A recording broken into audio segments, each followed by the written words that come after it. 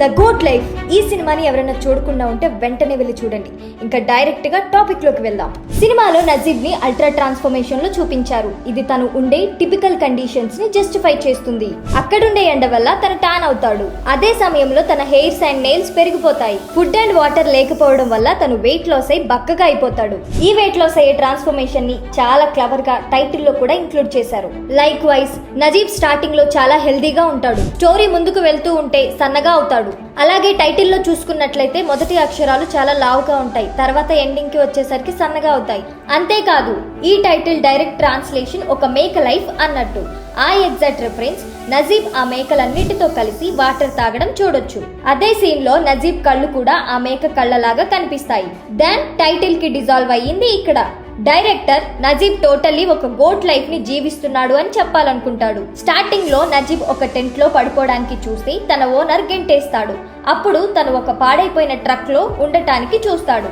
అప్పుడు ఆ truck glass బాగానే ఉంటుంది కానీ ఒకరోజు రాళ్ల వర్షం పడుతుంది. మనకు తెలిసిందే రాళ్ల వర్షం పడితే ఎంత ఘోరంగా ఉంటుందో.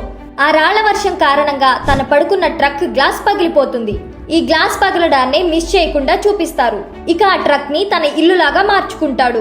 ఇక ఆ ట్రక్ లో తన ఫ్యామిలీని గుర్తు చేసుకుంటూ ఏదో రాసుకుంటూ ఉంటాడు. అది మలయాళంలో ఉంటుంది. కానీ తను అక్కడ ఏం రాశాడో తెలియదు కానీ దాన్ని మనం ఇక్కడ చూడొచ్చు. ఇక నజీబ్ ఎయిర్పోర్ట్ లో ఇలా అంటాడు, చూసారా నా వాచ్ తిరిగి ఇచ్చేసిన తర్వాత శశి ఎంత హ్యాపీగా ఉందో. ఇది ఇలా ఉండగా సౌదీకి వచ్చిన తర్వాత నజీబ్ కి టైమే తెలీదు. ఇదే విషయాన్ని హకీం కి నజీమ్ చెప్తాడు. ఇక్కడికి వచ్చిన తర్వాత అసలు టైమే తెలియట్లేదు అని. మనం స్టార్టింగ్ లో నజీబ్ బాడీ ట్రాన్స్ఫర్మేషన్ గురించి మాట్లాడుకున్నాం. కానీ గట్టిగా అబ్జర్వ్ చేస్తే తన వాయిస్ లో కూడా చేంజ్ వచ్చేసి ఉంటుంది. అక్కడ weather, atmosphere, conditions, water levels లేకపోవడం వల్ల అతను అలా మారిపోయి ఉండొచ్చు. అంతేకాదు అక్కడ ఇంకో రీజన్ లెస్ ఉమెన్ ఇంటరాక్షన్. అక్కడ ఉన్న మాక్సిమం జనం అరబిక్ లో మాట్లాడతారు. నజీబ్ కి ఆ లాంగ్వేజ్ రాదు. అంతేకాదు నజీబ్ వాకింగ్ స్టైల్లో కూడా మనం ఆ డిఫరెన్స్ చూడొచ్చు. దీనికి రీజన్ నజీబ్ ఫిజిక్ కాదు, తన సైకాలజీ. నజీబ్ కి ఒక స్లేవ్ గా ఉండడం అలవాటైపోయింది. అంతేకాదు తన మైండ్ కూడా తన లైఫ్ అంతే అని ఫిక్స్ అయిపోయింది. అందుకే రెస్క్యూ చేశాక కూడా నజీబ్ అలా వంగి వంగి నడుస్తూనే ఉంటాడు. మధ్యలో ఇబ్రహీం నజీబ్ వాటర్ తాగడానికి వెళ్తే తాగకుండా ఆపుతుంటాడు. అందరూ అసలు ఎందుకు ఆపుతున్నాడు అని అనుకుని ఉండొచ్చు. చాలా డేస్ తర్వాత వాటర్ దొరకడం వల్ల నజీబ్ తను అనుకున్న దానికంటే ఎక్కువ వాటర్ తాగుతాడు.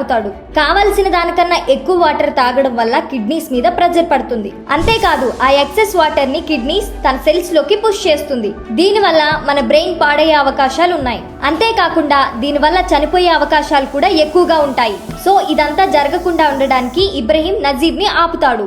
నెక్స్ట్ సీన్ లో నజీబ్ వైఫ్ ఇంట్రడక్షన్ కి వర్షం పడుతుంది. నెక్స్ట్ తను బాత్ చేస్తున్నట్లు చూపిస్తారు. ఆ తర్వాత వాటర్ లో ఒక సాంగ్ చూపిస్తారు. ఆ వాటర్ కి దగ్గరలో వాళ్ళ ఇల్లు ఉన్నట్టు చూపిస్తారు. ఇక్కడ డైరెక్టర్ నజీబ్ వైఫ్ ని వాటర్ తో కంపేర్ చేశాడు.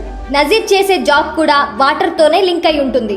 దీన్ని బట్టి అర్థమైంది ఏంటంటే నజీబ్ తన వైఫ్ కి వాటర్ కి ఎంత దగ్గరగా ఉంటాడు అని. సో తర్వాత నజీబ్ సౌదీ వెళ్ళిన తర్వాత వాటర్ దొరకకుండా అయిపోతుంది. అంతే, ఇక నజీబ్ వైఫ్ కి తను దూరం అయిపోయాడని మెటాఫోరిక్ గా చూపించాడు డైరెక్టర్. సినిమాలో ఇబ్రహీం క్యారెక్టర్ చాలా ఇంట్రెస్టింగ్ గా ఉంటుంది. ఇబ్రహీం ని ప్రొటెక్టర్ గా, ఒక గైడ్ లా, ఒక గాడ్ లా చూపిస్తారు. దాని రిఫరెన్స్ చాలా చూడొచ్చు మనం. హకీం రాసిన లెటర్ లో తనని messenger of God law mention చేస్తాడు. సో దానికి రిఫరెన్స్ ఏంటంటే ఇక్కడ నజీమ్ ని సేవ్ చేసిన తర్వాత ఇబ్రహీం మాయమైపోతాడు. ఒక ఏంజెల్ లాగా ఇక్కడ ఇబ్రహీం కూర్చోవడం చూడొచ్చు. ఆ ఆనవాళ్లు ఉన్నాయి కానీ ఫుట్ ప్రింట్ లేవు. So this is mean Angel వచ్చి తన పనిని కంప్లీట్ చేసుకొని వెళ్ళాడని దీనికి ఇండికేషన్. ఎలాగైతే దేవుడు మనకి కావాల్సింది డైరెక్ట్ గా ఇవ్వకుండా మంచి పాత్రలో వదిలేసి వెళ్తాడో అలా ఇక్కడ ఇబ్రహీం కూడా రోడ్ కోసం నజీబ్ వాళ్ళకి సూర్యుడి వైపు నడవండి అని చెప్తాడు. అప్పటి నుంచి నజీబ్ అదే ఫాలో అవుతూ ఉంటాడు. ఒక దగ్గర ఇబ్రహీం ఇచ్చిన వాటర్ అయిపోయాక నజీబ్ ఆ బాటిల్ ని పడేస్తాడు. అప్పుడు ఆ బాటిల్ లోకి ఎయిర్ వెళ్లి ఇబ్రహీం ప్లే చేసిన సౌండ్ గుర్తొచ్చి నజీం ఆ బాటిల్ ని తీస్తాడు. ఆ తర్వాత వెహికల్ సౌండ్ వినిపించి అటువైపు వెళ్తాడు నజీం. అలా వెళ్తూ కింద పడ్డాక ఆ బాటిల్ రోడ్డు మీద పడి రోల్ అవుతూ వస్తుంది. ఇక అంతే, ఇబ్రహీం ఆ బాటిల్ త్రూ నజీబ్ తన డెస్టినేషన్ కి వెళ్లేలా చేస్తాడు. ఇలా డైరెక్టర్ ఇబ్రహీం ని ఒక ఏంజెల్ లాగా చూపించాడు. తరువాత రోడ్డు మీదకి వచ్చాక ఒక అతను నజీబ్ కి హెల్ప్ చేద్దామని కారులో నుంచి దిగగానే అతను ఒక అరబ్ అవడంతో నజీబ్ కి తన పాత ట్రోమా గుర్తొచ్చి ఒక 2 స్టెప్స్ వెనక్కి వేస్తాడు. ఒక ఆర్టికల్లో రియల్ నజీబ్ గారి ఇంటర్వ్యూ చదివితే అందులో తను 1991 కేరళ నుంచి వెళ్తే 1994లో బయటపడ్డాడంట. అదే సినిమా లాస్ట్ లో నజీబ్ కి హెయిర్ కట్ చేసే టైంలో వెనక ఉన్న న్యూస్ పేపర్ లో చూడొచ్చు. ఇలా నజీబ్ ఆ డిజర్ట్ లో 3 years ఉన్నాడు. దీనికి రిలేటెడ్ గా ఒక డైలాగ్ కూడా ఉంటుంది. ఇక లాస్ట్ లో నజీబ్ రెవల్యూషన్ జరిగేటప్పుడు చాలా బాధపడతాడు. మళ్ళీ నా లైఫ్ ఫస్ట్ కొచ్చిందని. కానీ నజీబ్ ఎన్ని రోజులు ఎవరినైతే తన కఫీల్ అని అనుకున్నాడో తను రియల్ కఫీల్ కాదని అర్థమవుతుంది. ఎందుకంటే తను అప్పుడు ఏం చేయలేదు కాబట్టి స్టార్టింగ్ లో తన మిస్అండర్స్టాండ్ అనుకుంటాడు. తర్వాత తను పంపిన వాళ్ళు తప్పనుకున్నాడు. కానీ నజీమ్ అండ్ హకీం చేసిన తప్పు వల్ల ఆ ఎయిర్పోర్ట్ బ్యాచ్ తో వెళ్లకుండా కొత్త వాళ్ళ దగ్గరే ఇరుక్కున్నాడు. దీనిని మనం సినిమాలో క్లియర్ గా చూడొచ్చు. లాస్ట్ లో మళ్ళీ ఒక పోలీస్ స్టేషన్ లో మనం ఇబ్రహీం ఫోటో చూడొచ్చు. ఇక్కడ ఇబ్రహీం ఎవరు అనేది చాలా పాసిబిలిటీస్ ఉన్నాయి. అది ఏమై ఉండొచ్చో మీరే చెప్పండి. ఈ సినిమా మీద మీ ఒపీనియన్ ఏంటో కామెంట్ చేయండి. ఒకవేళ ఈ సినిమాని మీరు చూడకపోతే వెంటనే వెళ్ళి చూడండి.